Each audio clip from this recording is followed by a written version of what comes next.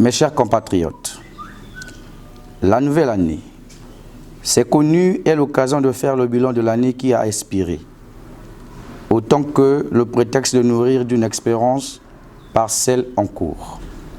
L'année 2019 a été rude pour nombre d'entre nous, je pense notamment aux victimes des accidents de circulation, à l'instar de celui survenu à Dolisie par le biais de la compagnie Océan du Nord. À celles des inondations partout dans la République, aux victimes des innombrables atteintes aux droits humains que notre pays a connues cette année, à la faveur d'un durcissement inouï du régime, aux journalistes, opposants politiques, simples militants, aux activistes arrêtés, emprisonnés, parfois torturés sous le joug de l'arbitraire. Mes chers compatriotes, comme vous l'aurez noté, après avoir opté pour la liberté, j'ai aussitôt entrepris de proposer aux Congolais un nouveau projet moderne, tourné vers le bien-être des populations, en initiant un mouvement dénommé Mouvement républicain. Les activités d'organisation, de promotion et d'implantation du parti nous ont conduit à installer le parti dans 5 des 12 départements que compte notre beau et merveilleux pays, comme le recommande la loi du 12 mai 2017 portant création, organisation et financement des partis politiques. A effectué 2 voyages à l'extérieur du pays, notamment en République démocratique du Congo et au Sénégal pour tisser des alliances avec des partis frères. A passé plusieurs fois sur les chaînes nationales, internationales, pour parler sans cesse de la vision du mouvement républicain. Nous comptons à ce jour, en la seule année 2019, 7200 adhérents avec fiche d'adhésion sur l'ensemble du territoire national et 1700 adhérents dans la diaspora congolaise. L'année 2020, qui vient de commencer, va être une année très mouvementée pour notre parti. En effet, nous allons poursuivre l'installation du parti dans les départements restants, continuer la pérennisation du mouvement partout où besoin sera nécessaire. Le point saillant en cette année 2020 est la convention d'investiture du candidat du mouvement républicain à l'élection présidentielle de mars 2021. Mes chers compatriotes, la situation économique, sociale et politique demeure très préoccupante.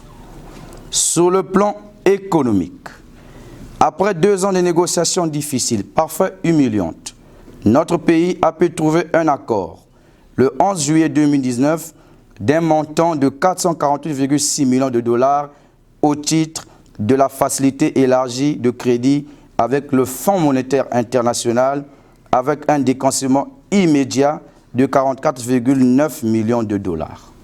Cet accord était suivi de 48 mesures imposées au gouvernement congolais par le Fonds monétaire international. Connaissant le kleptocrate actuel, aucun Congolais n'était surpris, le 13 décembre dernier, d'apprendre que le dossier du Congo était écarté à l'ordre du jour du Fonds monétaire international. Concrètement, ce report signifie que le versement des 48 millions de dollars attendus en janvier par Brazzaville est reporté à une date ultérieure. Car le FMI, qui a effectué une mission d'évaluation à Brazzaville en novembre dernier, affirmait que les conditions n'étaient pas réunies. Le problème avec ce régime est le non-respect des engagements pris, notamment l'achèvement de la restructuration de la dette commerciale extérieure, dont le montant total n'est toujours pas connu, et mener les réformes attendues en matière de lutte contre la corruption. Sans oublier l'audit de la dette du ministère des Grands Travaux. Sur le plan social, le constat reste similaire. La dégradation des conditions de vie de nos compatriotes, les érosions, les glissements de terrain, l'ensablement, la destruction des avenues, l'absence d'une politique efficace d'assainissement, l'extrême pauvreté avec 2/3 de la population vivant avec moins d'$1 le jour. Le manque d'eau potable à des centaines de milliers de Congolais. L'absence d'électricité à plus de la moitié de la population, quand même cette qualité d'électricité est moindre et piètre. L'incapacité à tous les hôpitaux et centres intégrés du pays à fournir les soins de qualité. L'absence d'une politique éducative concrète. L'augmentation sans raison justificative du prix du gaz, de Canal+ et celui des transferts mobiles.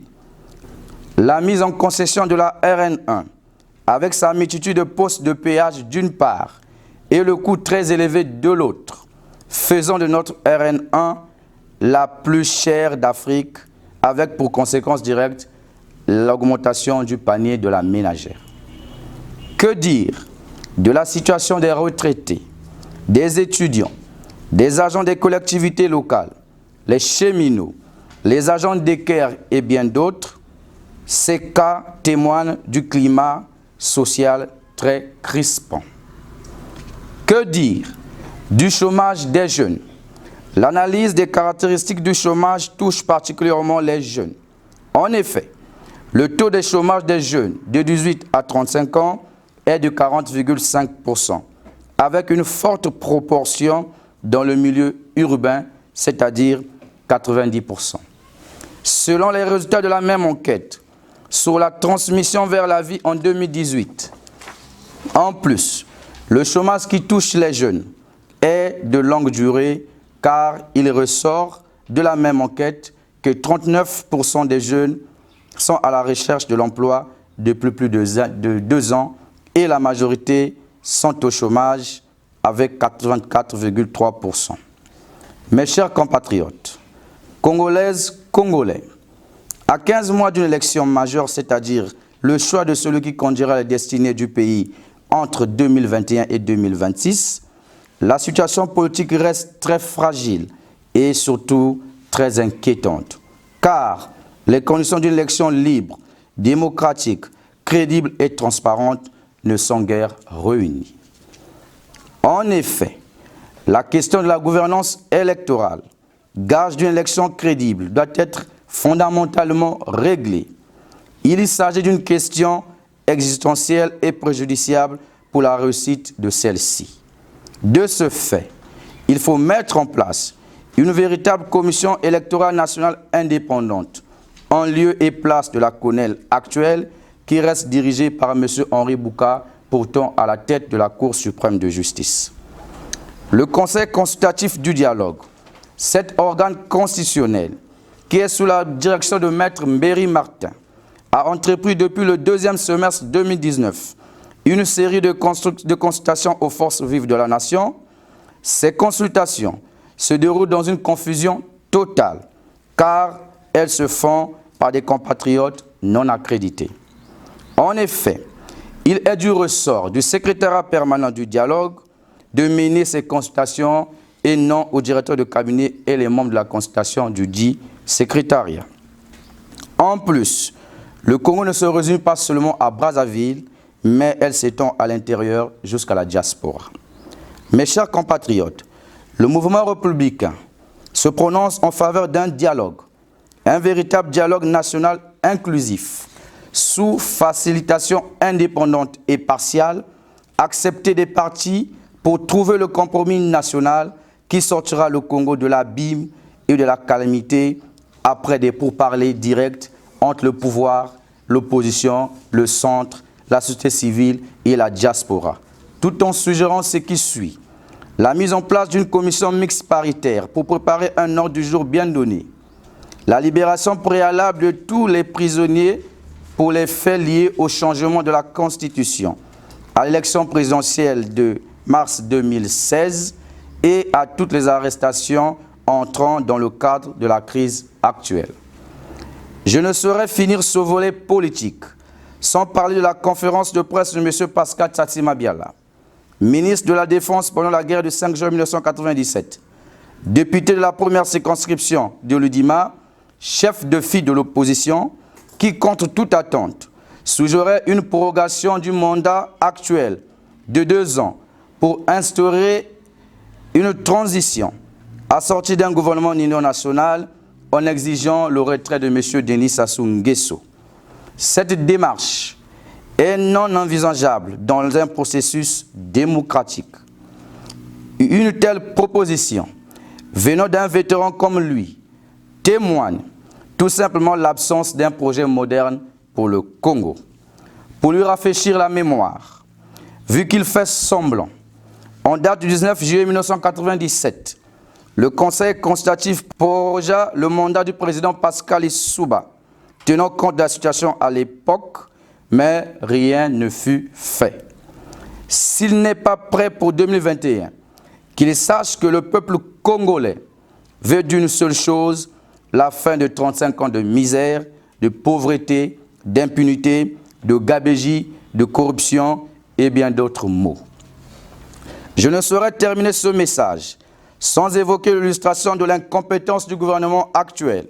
En effet, comment comprendre la construction d'une route, en l'occurrence celle de la corniche de Brazzaville, qui a coûté une bagatelle somme de 60 milliards de francs CFA, plongeant les Congolais dans une dette inexpliquée, peut s'écrouler comme un château de cartes sous prétexte des arguments débiles comme quoi le changement climatique serait à l'origine. Ceci témoigne non seulement une république à 2 poids et 2 mesures, mais aussi la mise en nu des privilégiés du système.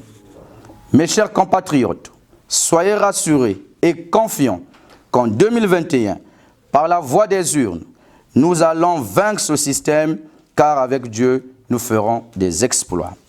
Je présente les meilleurs vœux aux différentes couches sociales de notre pays, à l'ensemble des partis politiques de la majorité, de l'opposition, du centre, à la société civile, aux responsables religieux et coutumiers et aux communautés étrangères vivant en République du Congo. Nous entamons 2020.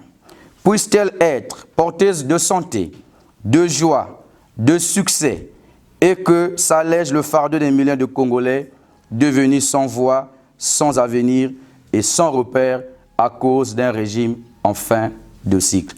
Vive 2020, vive le Congo, que Dieu bénisse le Congo.